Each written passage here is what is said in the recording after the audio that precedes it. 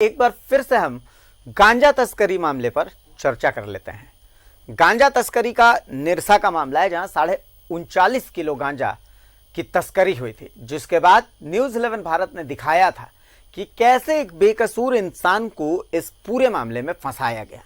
फंसाने वाले कौन थे? कोयला तस्कर थे। फंसाने वाले कौन थे?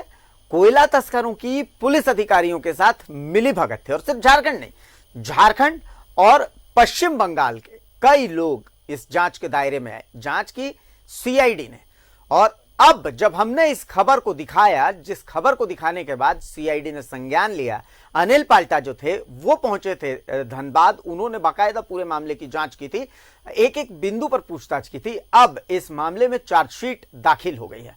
अभिषेक हमारे साथ जुड़े हुए हैं धनबाद से। हम सीधा रुख करेंगे अभिषेक का, इस पर चर्चा करेंगे। अभिषेक, आपके चेहरे के मुस्कान बना रही है कि ये न्यूज 11 भारत की बड़ी कामयाबी है। हमने एक बेकसूर को इंसाफ दिलाने की एक मुहिम छेड़ी थी, और उस मुहिम में तार जुड़ते गए और लगातार कई चेहरे बेनकाब होते गए। कभी ये इश्क का मामला नजर आया, कभी ये मुश्क का मामला नजर आया, बाद में कई सफेद पोश नाम है, कई वर्दीधारी है जिन पर सवाल उठे। अब जब चार्जशीट दाखिल हो गई है तो लगता है कि हाँ, हमने कुछ अच्छा काम किया, हमारी एक सफलता है ये। अभिषेक जी बिल्कुल, देखिए आप अभिषेक, इस पूरे मामले में अगर आप बहुत गंभीरता से देखेंगे तो आपने ठीक कहा कि ये मामला इश्क से ज्यादा कह रहा है। ये मामले में इश्क तो है ही, लेकिन इश्क से ज्यादा बिल्कुल फिल्मी पटकथा की तरह रहा है। एक ऐसी कहानी जिसमें एक महिला का किसी को, मतलब अगर कहे कि बदले की भावना से उसके पति को फर्जी मामले में फंसाया जाता है और उसकी एक साजिश रची जाती है, पूरी प्लॉट तैयार की जाती है, पूरी कहानी फिल्मी है।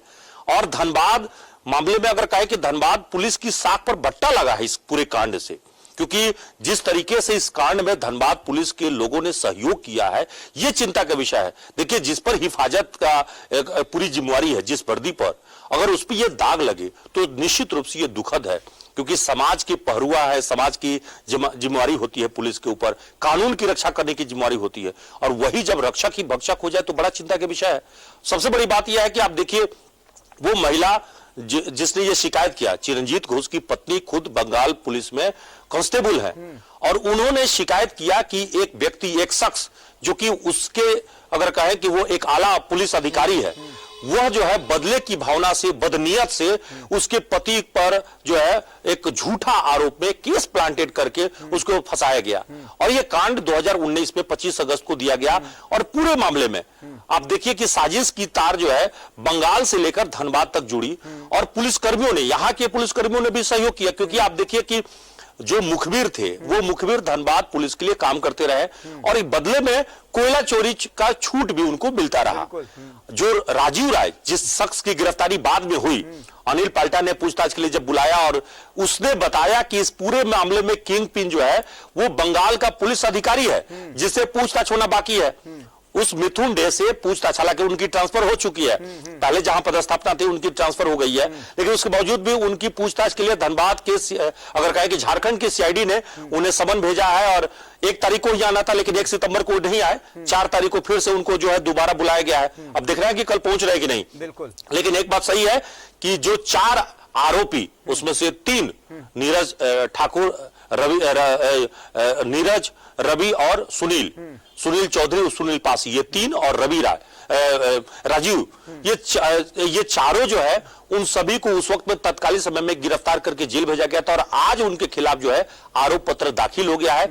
आरोप पत्र दाखिल होने के बाद जो है कोर्ट आरोप गठन करती है, मतलब आज चार्जशीट जो है पुलिस की ओर से दाखिल हो गई है, और उसके बाद आरोप गठन होगा, उसके बाद एक प्रक्रिया है वो पूरी होगी। लेकिन हाँ, अनिल पाल्टा ने जो बात कहा था वो बिल्कुल 100% वो धनबाद में जब आए थे और उन्होंने सर्किट हाउस में पूछताछ के बाद न्यूज 11 भारत से खास बातचीत में, एक्सक्लूसिव बातचीत में उन्होंने कहा था कि हम किसी को भी बख्शेंगे नहीं, जो भी इस मामले में संलिप्त होंगे, चाहे वो पुलिसकर्मी क्यों नहीं हो, वो अगर लपेटे में आएंगे तो उनपे कार्रवाई होगी, और कोई निर्दोष उसमें फंसेगा नहीं, क्योंकि ऑलरेडी वो किया, और जो कहा उन्होंने वो किया। और मैं आपको बीच में रोक रहा हूं क्योंकि एक और बड़ी खबर है जो धनबाद से ही जुड़ी हुई है।